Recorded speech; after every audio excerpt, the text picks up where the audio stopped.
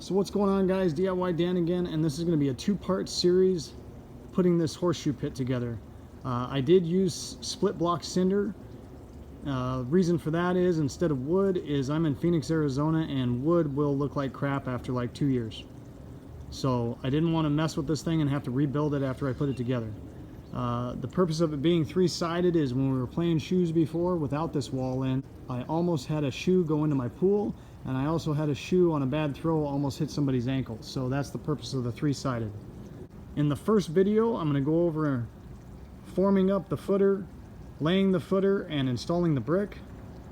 In the second part of the video, I've got some pavers.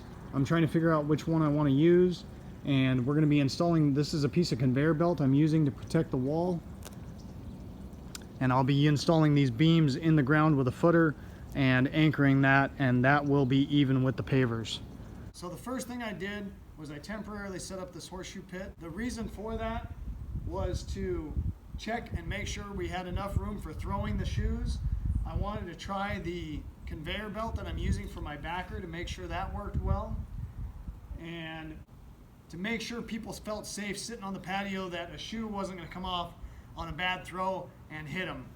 We also like to play bags right on this area of the patio, so I also wanted to make sure we could play bags and throw shoes at the same time, and also make sure people felt safe in doing that. The one edge is going to go right against my drainage, and I needed an 8-inch footer, so basically I measured off that 8 inches, set that one. I also put the level on it, leveled it to my drain, then did a 90-degree angle on this corner, 8 foot across. Same thing over there. Put the square on that corner, put that edge in. Then I measured 8 inches off of each of those to put my back form in, okay? And staked it in and made sure I was level and level across. So I tend to overbuild things, and this probably is not necessary, but I got the material for free because it was leftovers from work. So I'm going to add some rebar, and I've kind of laid my brick out so I kind of know my spacing, so I can set the rebar in the concrete as I go, and that's going to stick up in the center. So when I put my little cement mix in there to hold the brick, the rebar's in the center of the footer and just helps hold that nice and sturdy. So this is a hand tamper I made. Just to compact small areas. I didn't feel like purchasing one, so I made it. So it's just a steel pipe with a 1-inch piece of thick metal, like 6 by 8 inches on there. So I get this at Home Depot or Lowe's. I had some other concrete, had a lot bigger rock. This has a lot smaller rock. It makes it easier to finish troweling it on the footer. The bigger rock kind of hits as you're troweling it over the wood. So this actually worked out a lot better than the first concrete I bought.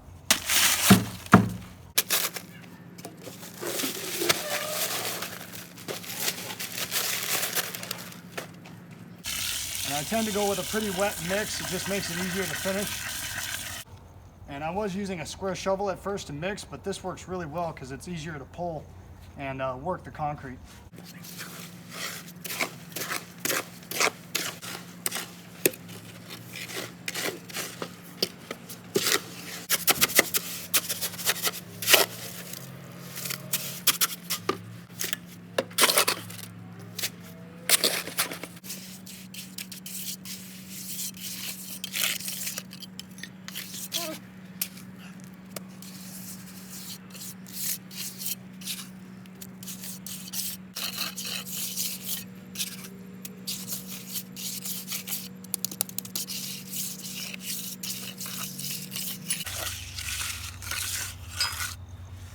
Now the reason I set these bricks out next to it is so I don't have to measure these. I can just stick my rebar in by eyeballing it. If you're a little bent on these, it's not really that big of a deal, because once it hardens you can straighten them back out. As long as you are centered at the bottom, it doesn't really matter whether they're leaning a little bit.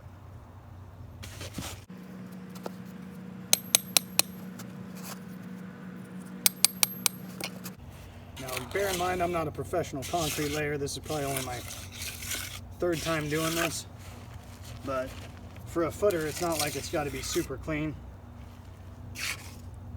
You just got to be relatively flat for what we're doing here. So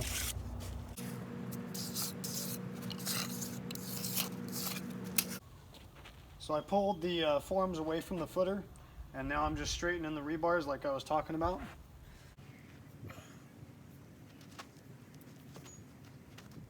So I'm doing the mortar for the first layer of bricks, and what I'm doing here is I laid a board across my footing, and I'm checking see which side is higher, because I want to start laying the brick on the higher side if there is one, and I am a little bit off. So this side is high, so I'm going to start doing the brick on that side so I can compensate for that with just putting a little bit more mortar. I just got a little mixture on my drill. Where is it? Alright guys, so I mixed my mortar up, and I mean, probably to each his own as far as preference goes, but I found for me, kind of slap it off, and I like it about as stiff of mixture as I can get where it won't fall off putting it sideways like that. So kind of slap off the excess and just barely stiff enough to hold on to that trowel. Alright guys, so I get a little scoop. Now this is only my third time doing mortar. You can probably find a lot better guys to show you this, but for my third time it's going pretty good, and you can be the judge, but anybody I think is capable of doing this. It might not go as fast as those guys do, but I think anybody's capable of laying some mortar.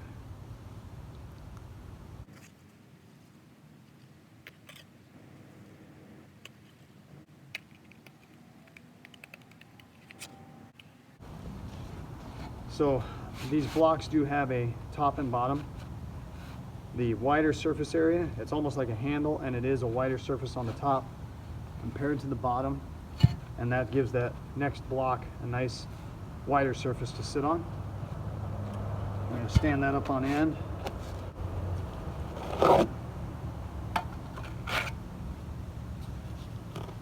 Now, figuring out your mortar gap was kind of a tricky part to this for me.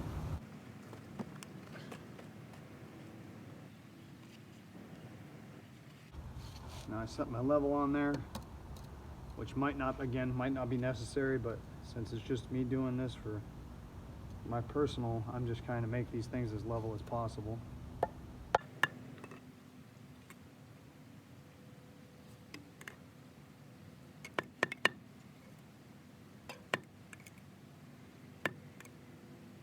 I'm going to use my finger to get the mortar out.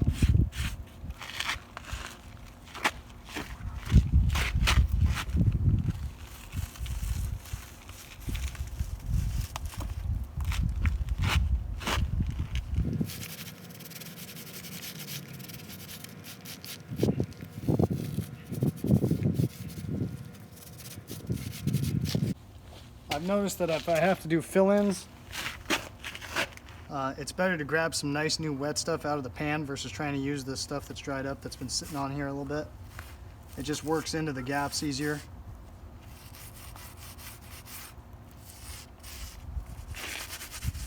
So since I am not a professional mortar layer, I use this wire brush. Just tried it and it seemed to work out pretty good. You just kind of go over it once it's dried a little bit and just take out any bad spots, like right there.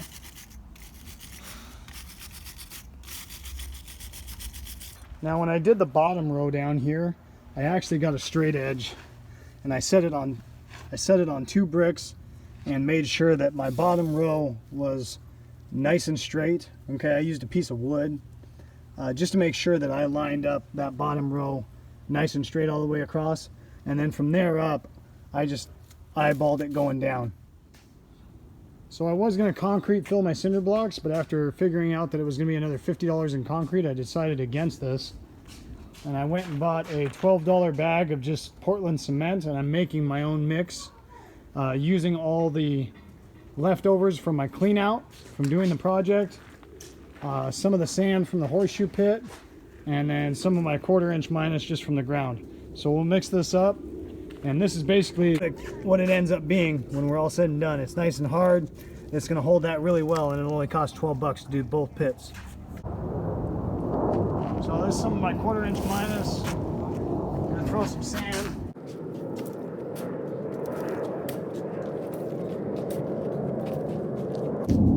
And then just some of this clean out dirt with some of the concrete from the cleanup.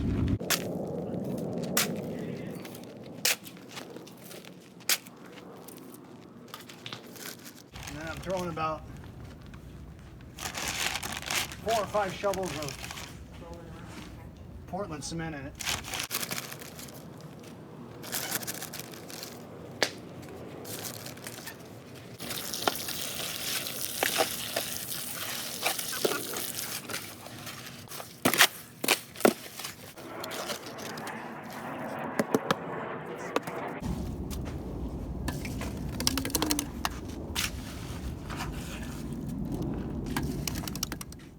So I had to cut some of my caps in half for this project, and I had access to this saw, so I went ahead and borrowed it. However,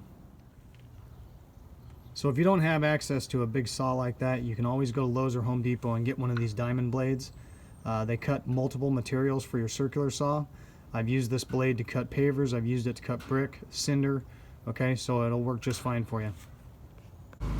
So I'm using a needle gun I got from Harbor Freight. I need this to look like a split block, kind of like that, and so I'm just using this to kind of rough this up.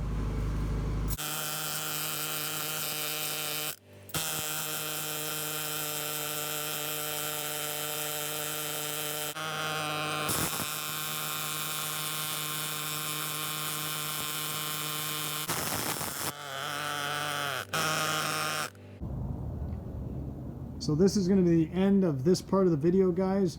I finished up my brickwork along the top here. I'm going to show you that one we needle gunned, so you can get an idea how that came out. You can definitely see a difference, but once I paint it, I think it's going to blend right in and look really nice. So I did get this painted, guys. I'm going to show you one of the bricks that we needle gunned to make it resemble the split block. It's not an exact match, but you can hardly tell. So I'm really happy with the way that came out. Now in the next video,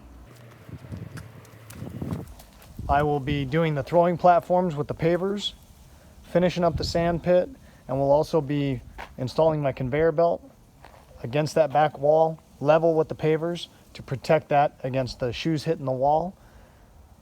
So I hope you guys enjoyed this part of the video and hope to see you on the next one. Have a good one. Later.